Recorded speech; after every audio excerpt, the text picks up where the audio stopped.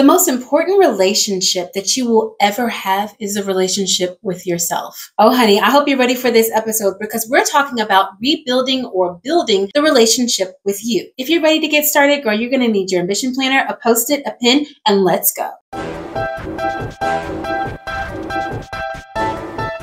Hello, Ambition Babes. Welcome back to my channel. My name is Dion, also known as the Face of Ambition across all social media platforms. I specialize in helping women over 40 to be able to reinvent themselves, to learn who they are, to find their hobbies, the things that they like, the things that they don't like, to set healthy boundaries and to make this life your very best life. But don't worry, honey, if you're a little under or a little over 40, this information is for you too, because just consider me as your big sister, leading you and guiding you along this glow up journey so that you don't have to make the same mistakes that I've made. So today we're talking about building and creating a self relationship. What type of relationship do you have with yourself? We've always focused on building relationship with our friends, our coworkers, our sister, our mother, our partner, our spouse. But the most important relationship is the one that you have with yourself, with your temple, with who you are. And we cannot prioritize, and we will never prioritize self-care if we don't think that we're the most important person in our relationship. If you don't know what you like, what you don't like, what you will stand for, what you'll fold on, then anything goes. As you're on your glow up journey, the most important relationship that you're going to build is with yourself. Being able to trust your decisions, trust the things that you want to do, stand by the hobbies that you decide to cultivate or to let go, set goals and expectations that you're really excited about achieving. But if you don't know what you want, if you don't know who you are, if you've never asked yourself really important questions about what makes me tick, like what motivates me, what makes me feel excited, what makes me feel disappointed, what kind of flowers do I like, what color lipstick do I like to wear? We can take a macro to micro look at your life. Oftentimes we never take time to examine ourselves, to know who we are, what we like, what makes us happy, what makes us sad, what type of boundaries do we want to set in our relationship, what type of relationship do we have now that we want to be able to change. In this episode, I'm going to break down these 7 tips that are going to help you to be able to build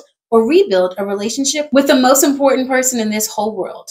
You. Before I get into those tips, let's go ahead and unpack the 7 mistakes that you've already made on your glow up journey. Girl, I can tell you these common mistakes because I've made them myself. Defining yourself through your roles. Your role as a mother, your role as a spouse, your role as a partner, your role as a sister, as a best friend. You've neglected self-care and your own personal interest. Another common mistake when we really need to rebuild a relationship with ourselves is that we hold on to old beliefs of ourselves, of who we were in the past. Holding on to outdated beliefs of ourselves is one of the things that I really struggled with. And lastly, a mistake that we've made that I made a whole video about is comparing ourselves to others or comparing ourselves to our younger self. Because girl, we all do it. I used to be able to twerk all night in the club, or I used to be able to drop 10 pounds like this. You've changed. Your body's changed. Your ideas have changed. Your goals have changed. Your mentality is different. You've grown, you've aged, you've grown in wisdom, you've grown in knowledge, you've grown in experience and understanding. And yes, we've made some mistakes in our past, but I'm about to break down the 7 ways that you can build a better, stronger relationship with yourself and become completely unrecognizable while you're on your glow up journey. My very first tip is to take yourself on a solo date.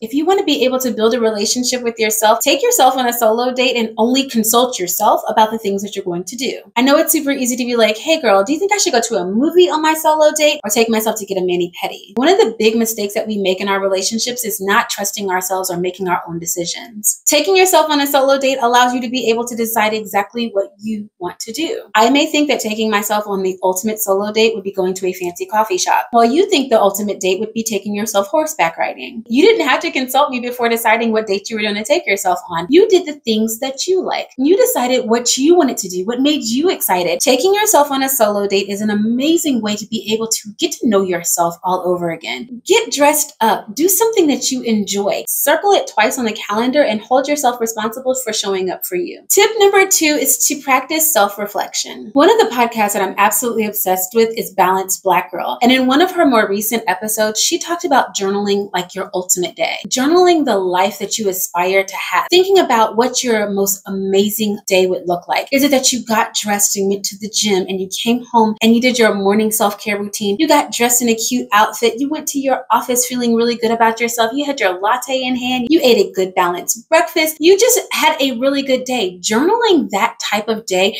helps you to say, you know what, this is what I ultimately want my life to look like. These are the goals that I actually have. Being able to journal out your prayers, the things that you want on in this life, the desires of your heart, even your goals, just helps you to be able to write those things, getting those things out of your body, putting them in a space like a journal or in a planner, just helps you to be able to say, you know what, this is what I want from my life. These are the things that I desire. This is what I want to look like and feel like and dress like and smell like. And these are the things I want to eat and the places I want to travel. Being able to allow yourself to dream again in a sacred space like a journal helps you to be able to reflect on who you are inside.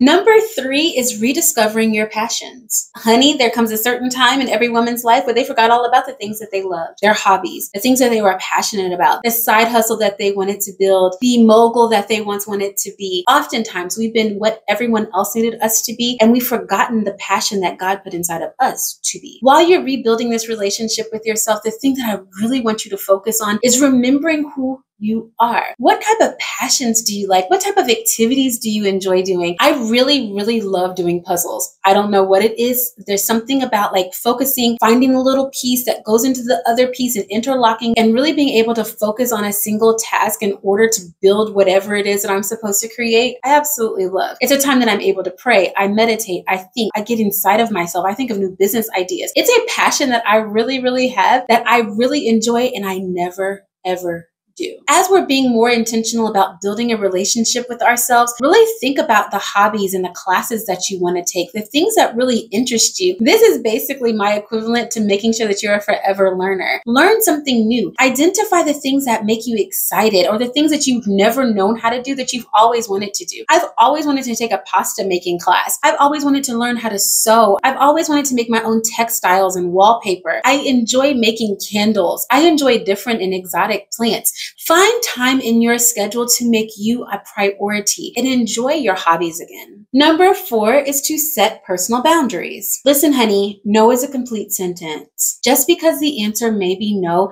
we have got to start shaming the guilt around setting personal boundaries. As you're rebuilding this relationship with yourself, understand the things that you want to do, the things that you will concede on, and the things that are absolutely non-negotiable. Being able to set healthy boundaries makes you feel like that girl. Makes you feel like I know what I want, I know what I stand for, I know the things that I will be able to do, and the things that are just a no. Because traditionally, the individuals who you need to set boundaries for are for the people that you love. It be your mama, your sister, your husband, your children that you have to set boundaries with. And that can be hard. But as you're building this new relationship with yourself, understand that when your cup is completely full, you are able to give of your excess. Some individuals are going to say, you can't pour from an empty cup. I'm saying pour only from your excess, the thing that flows over. You need to stay completely full, and what everybody else gets is what is actually overflowing. That means you're going to have to prioritize yourself. You're going to have to journal. You're going to have to get into your hobbies. You're going to have to do all of the things that are in these 7 tips in order to have excess to give others. I know that it's easier said than done, but consider how much better of a mom, of a spouse, of a sister, of a best friend, of a daughter you would be if they had the very best of you as opposed to what is left over. Number 5 is to challenge your self-talk. Honey, you got to start watching your mouth.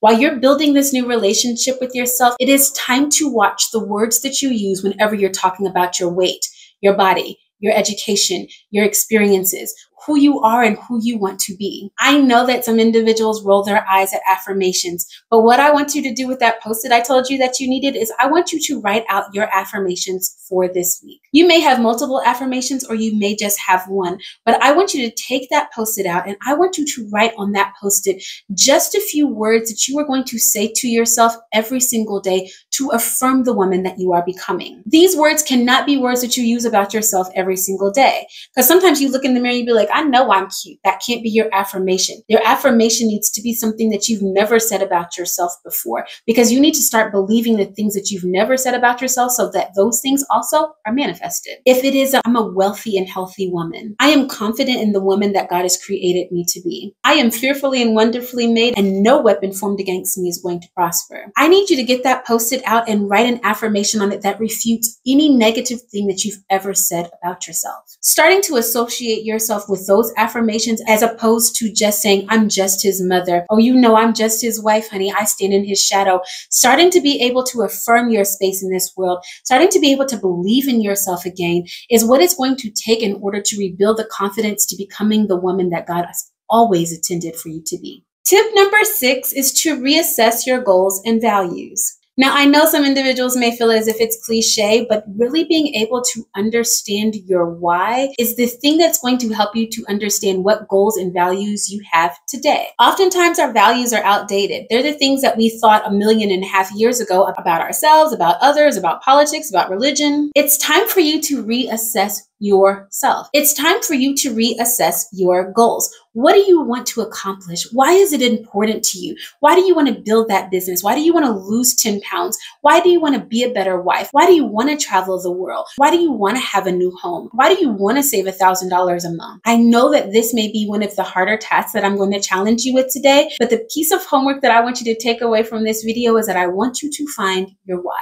Why is even rebuilding the relationship with yourself important? What is it about who you are today that you want to be able to shed? Is it in totality? Is it 50% of who you are? Is it just 10%? Why is reinventing yourself important? Why is it that you're on a glow up journey? What type of goals do you have that you want to be able to accomplish while you're on this journey? It's time for you to dust off that vision board and understand exactly who you are today. What visions and plans do I have that align with where I'm going in life? I know that sometimes I pull out my vision board and I'm like, this was never, ever my goal. I allowed somebody to influence me on making this a goal of mine, and I actually don't want to drive a Ferrari. We tend to set goals for our life based on our girlfriend, our best friend, our sisters. But during this reinvention journey, and as you're building a relationship with yourself, I want you to assess the things that you want and the reason why they're important to you. And lastly, tip number 7 is to cultivate self-compassion. One of the things you're going to need the most as you are building or rebuilding a relationship with yourself is kindness, is understanding,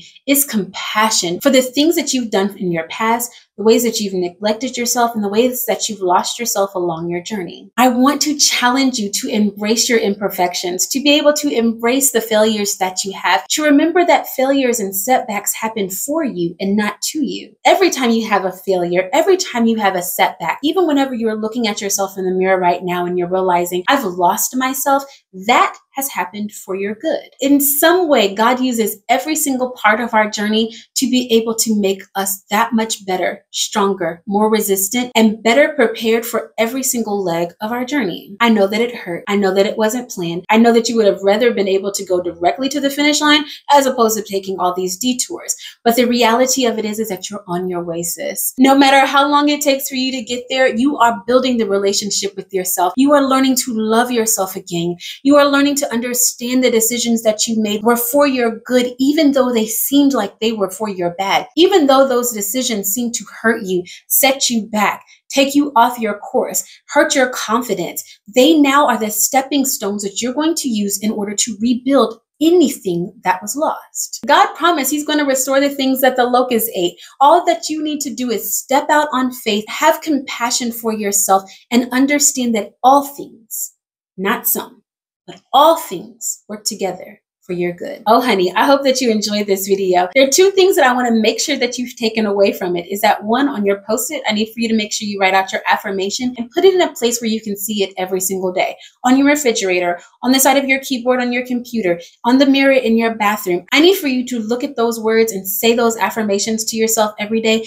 until it becomes a part of who you are. The second takeaway is I really need for you to reassess your goals. Whenever you know where you're going, everything that I have given you is the action step that you're going to need to get there. You're going to start taking yourself on those solo dates or just traveling by yourself. You're going to reinvent or reignite your hobbies. It's going to be so easy for you to start journaling about the life that you want and the things that you desire and the prayers that you want God to be able to answer. Whenever you've reassessed your goals and your values, rebuilding yourself to the woman that God has always intended for you to be will come just that much easier. Thank you guys so much for watching this episode. Make sure that you share it with a friend that's also on their reinvention journey. And I would love to hear in the comment section below some of the things that you're working on, some of the goals, the tasks, the dreams, the ambitions that you're going to be working on as you're rebuilding or building a relationship with yourself. Now, let me tell you, the comment section is a very sacred space. And so I want us to be able to use this opportunity to be able to encourage and empower each other. If you ain't got nothing nice to say, please don't say anything at all. Thank you again, ladies, for watching this video. I